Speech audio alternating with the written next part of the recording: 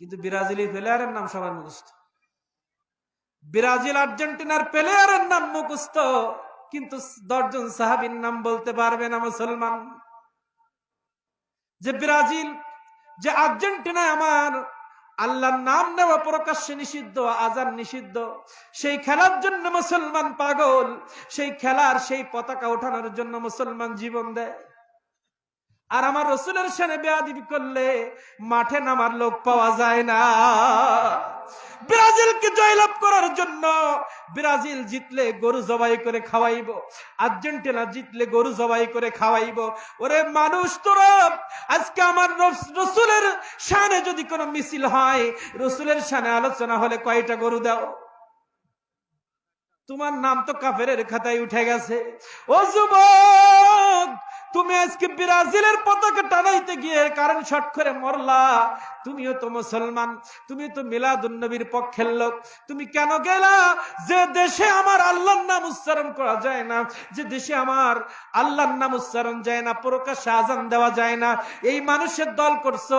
ইয়াওমানা দুউ কুল্লু উনাসিম বিইমামিহিম, যাদের ইমাম নিযুক্ত করবে, যার সাথে তোমার মহব্বত হবে, তার সাথে তোমার হাসর হবে। যদি মেসিকে মহব্বত করো, মেসির কাতারে দাঁড়াইবে। কাকাকে মহব্বত করলে কাকার সামনে দাঁড়াইবে। নেইমারকে মহব্বত করলে নেইমারের সাথে দাঁড়াইবা। খুলনবী হযরতের মহব্বত করলে খুলনবী হযরতের সাথে দাঁড়াইবা। আর খুলনবী আর মেসি দুটো এক করতে যাইও না। যদি এত শখ লাগে কাফের নাম বসায় যাও। তুমি খুলনবী হযরতের মহব্বত করো, তুমি আল্লাহকে সেজদা করো, আবার মেসিকে সেজদা করো, তোমার নাম আল্লাহর দরবারে মুনাফিক। এদিকে আছে ওদিকে আছে, তার নাম কি? যারা একদিকে আছে তারা কাফের, যারা শুধু শিরিক নিয়ে আছে তারা কাফের, আর যারা টুপি আছে আবার মেসি আছে এরা মুনাফিক।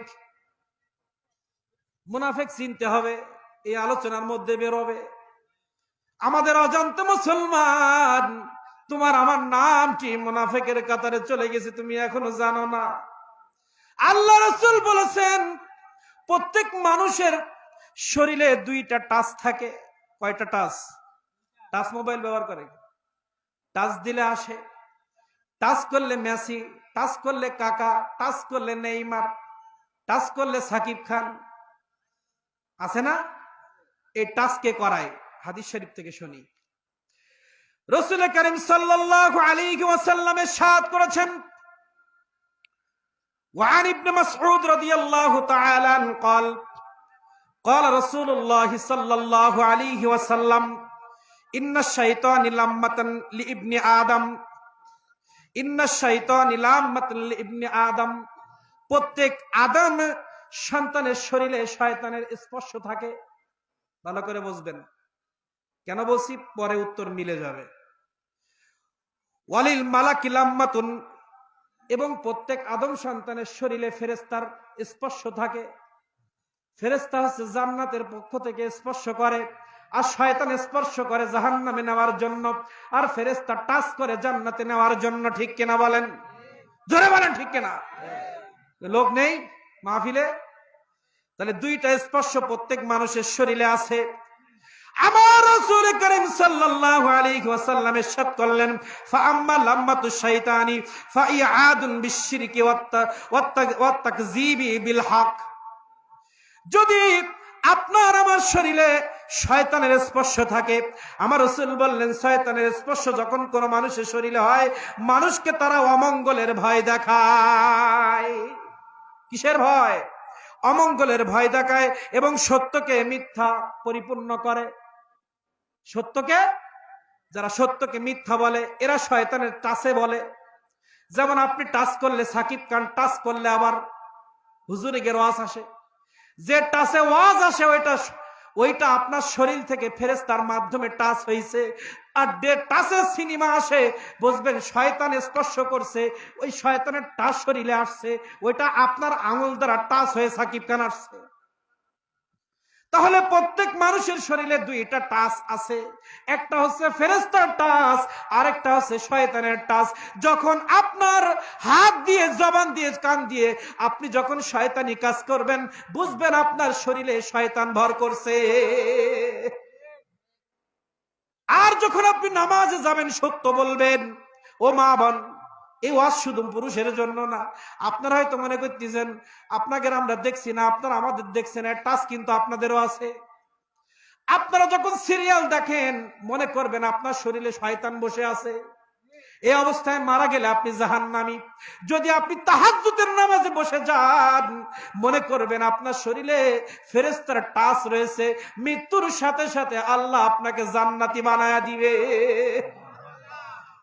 মৃত্যুর সময় হালাতটা খুব গুরুত্বপূর্ণ। সারা জীবন আমল করলেন, মৃত্যুর সময় ঈমান জুটলো না, সারা জীবন বেঈমানি করলেন, মৃত্যুর আগে যদি ঈমান নসিব হয়ে যায়, ফেরেশতার টাচ যদি শরীরে থাকে, আপনার জবান দিয়ে লা ইলাহা ইল্লাল্লাহু মুহাম্মাদুর রাসূলুল্লাহ বের হয়ে যাবে।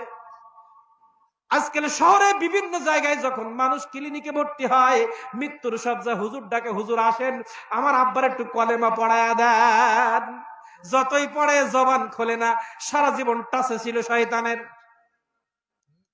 এজন্য শয়তানের টাচ থেকে দূরে থাকতে গেলে একটাই মাত্র কিতাব আমাদের আল্লাহ দিয়েছেন। এই কিতাবের কাছে যদি না আসি ওই শয়তানের টাচ থেকে বাঁচা যাবে না। আমরা শুধু বিরিয়ানির প্যাকেট নেওয়ার জন্য মাহফিলে আসি নাই, আমরা আসছি কোরআন থেকে কিছু শিক্ষা নেওয়ার জন্য। ঠিক কিনা বলেন? আল্লাহ রাব্বুল আলামিন তার হাবিবকে পৃথিবীর জমিনে এই রবিউল আউয়াল মাসে গেল, রবিউল আউয়াল মাসে মিলাদুন নবী ঘটাইছেন, মানুষ যত শয়তানের টাচ থেকে ফেরেশতার স্পর্শ গ্রহণ করতে পারে। কেন আগমন হয়েছে বলেন? আমরা যাতে জাহান্নাম থেকে জান্নাতি হতে পারি, এজন্য তো নাকি?